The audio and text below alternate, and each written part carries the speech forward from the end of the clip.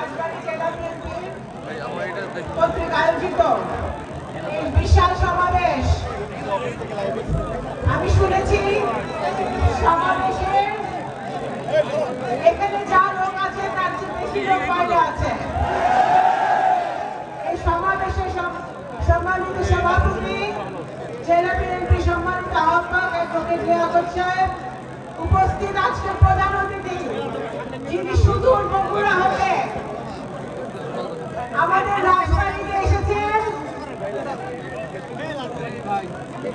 BNP অন্যতম উপদেষ্টা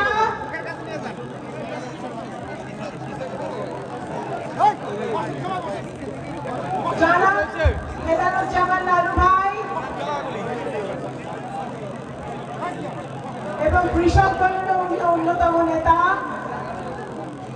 আমি ওনাকে বলতে চাই, আপনি বগুড়া আমাদের জিয়া রহমান সাহেবের জন্মস্থান, তারেক রহমান সাহেবের জন্মস্থান, সেই আপনার জন্মস্থান।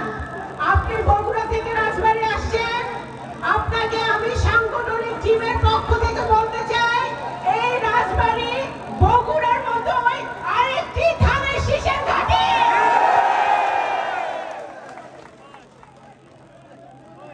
আমাদের সাংগঠনিক টিমের পক্ষ থেকে, রাজবাড়ী জেলা বিএনপির পক্ষ থেকে, সকলের পক্ষ থেকে আমি আপনাকে ধন্যবাদ জানাই। আপনি কষ্ট করে আজকে বগুড়া থেকে এসেছেন আমাদের মাঝে শরীর হওয়ার জন্য। আমি বেশি বক্তব্য রাখবো না ভাইরা, আমরা প্রধান অতিথির বক্তব্য শুনবো।